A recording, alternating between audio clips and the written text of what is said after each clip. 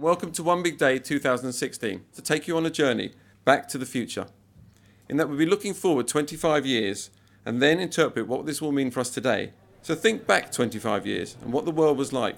And could you really have imagined then how the world is today? We are thinking about a time, on one hand, very far into the future.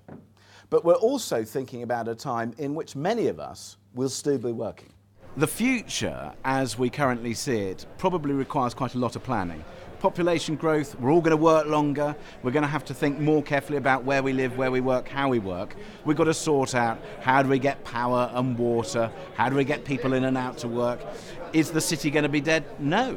In fact, the city's probably going to be more vibrant and bigger and more popular. So there are all these boring things that we've got to deal with. People who manage the real estate assets manage around 70% of the world's wealth when you look at real estate and infrastructure assets. So it's really important that they stay attuned to the changes so that they can start being prepared for that change and get opportunities from that and overcome the undoubted challenges we're going to face as we go forward. As part of the older generation at today's conference, it is very important we look to the future and particularly the kids of today that are coming through and how we're going to enable them to have workplace solutions and to have life solutions that will satisfy their needs. This is totally relevant to me. I'm only 20 years old, so we're talking about the tomorrow working life, and year 2040 I'll be at the peak of my career. So I think nowadays there is a much bigger platform for young people. It is a bit like taking the baton. We will be carrying this future, and the industry is realising this. Could you turn to the person next to you, just give them a massive cuddle? Come on. I see a lot of people in life get defined by what they do, not who they are, and that can be a bit jarring when suddenly there is no work or retirement happens, and then you go, what's left? I think everyone has a moral responsibility that when you're in an environment, that everybody takes responsibility for contributing something. So what I wanted to talk to you today is about how we can help people move from surviving to thriving.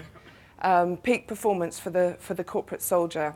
What we're trying to do is to become more present in our own lives so that we can really make wise choices. So when life comes at us, we can process that data, find the space within, and actually do really what's best for us and others. Today your competition doesn't look like you.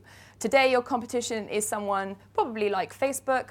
Facebook believes they're 1% finished. They do not believe they are a mature company. They believe they are just one step on a journey towards where they're going. This sort of quote can be quite frightening.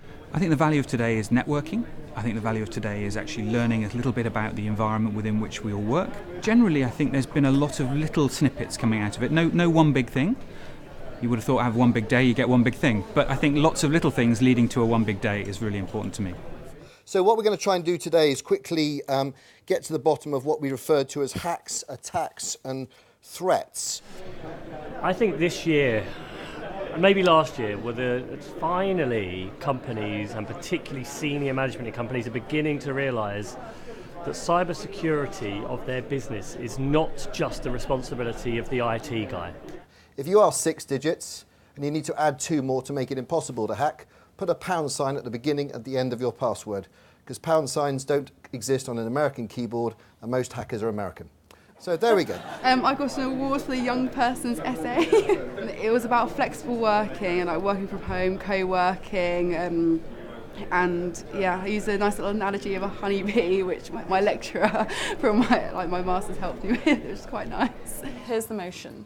In 2040, this House believes that 75% of the global population will be living in cities, and only 40% of us will have jobs. The rest will be done by robots of some kind, presumably. It's actually the tasks and the hours that are going to be replaced, not necessarily the jobs. We've always generated jobs. But for me, is a job only a job if someone's doing it? So as soon as it becomes automated, well then it's a function, it's not a job at all. The key thing here is about the productivity aspect. Who is undertaking the work, jobs, tasks that need to be done within the economy? And so for our definition, whether it's 1,700 and some hours for our European friends, or 2,200 for the rest of us, or whatever it is. You're on my side, aren't you? Yeah. And I'm Greek, so 1,700 is too much.